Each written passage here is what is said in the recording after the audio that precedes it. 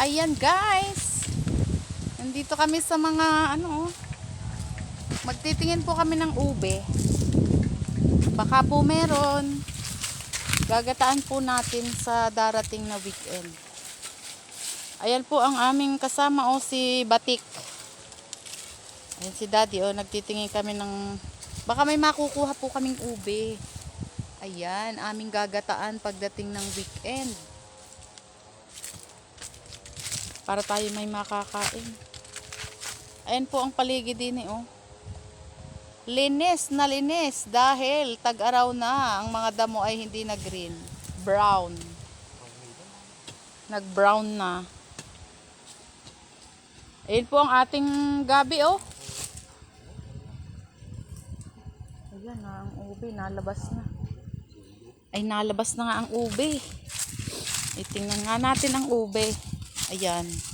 Si Daddy Titingnan kung ang ube ay naandyan na. Hukay na po ng ube.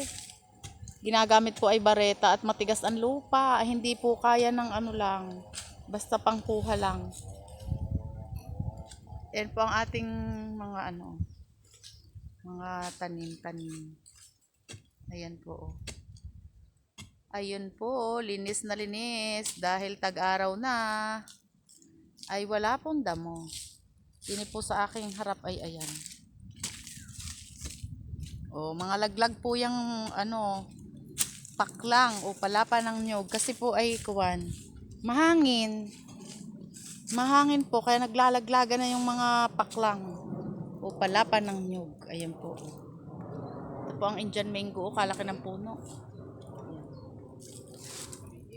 Ayan po. Ayan, may nakuha na po. Ayan, nakaw, napakaliit, sexy. Ayan po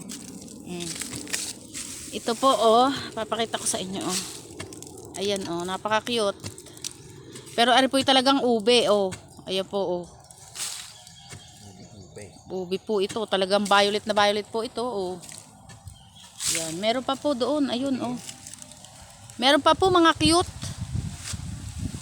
Ubing-ubi po yan. Patingin nga Daddy, ubing-ubi nga naman eri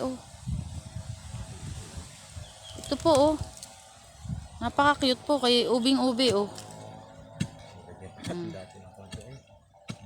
Yan.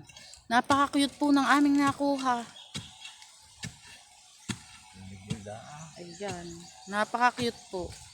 Dalawa isang malinggit na malinggit. At isang sexy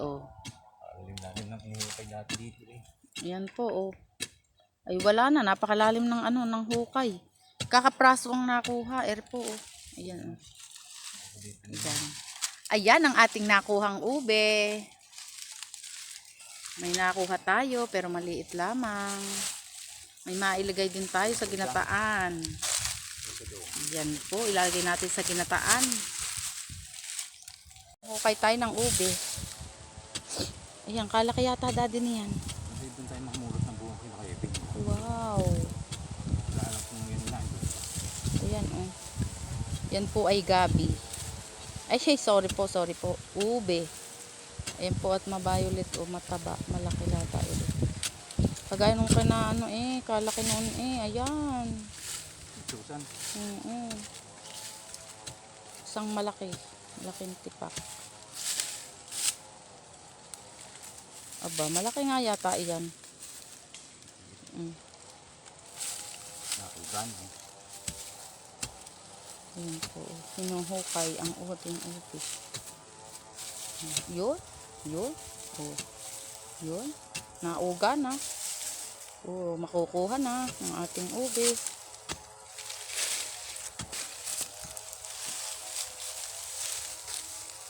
Ayan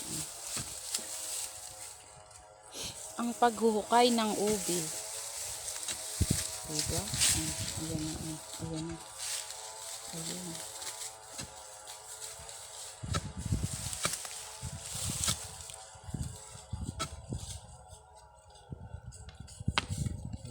Yun. Ay, meron pang kapraso. Sama pa. Ay, ayan. Ang lalim. Meron pa, Ayan, magkatabi pala yun. May pananim ng iba. Mm. Lagay natin doon sa ating ano ng kubo. Sa likod. Oo. Pananim po. Para may pananim, tapos may panlagay sa ano.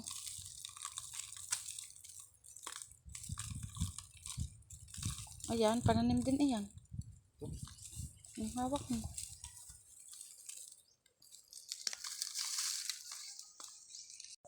Ayan po, oh. Ayan. Pagkalaki ng nakuha din sa pangalawang ere, oh. Ayan, oh, diba? Ayun, oh, naguang na yun. Kasi malaki, meron pa sa ilalim. Ito pa yung malaki, oh. Napakalaki nito, oh. Oh, ayan, oh. Ayan, oh, diba?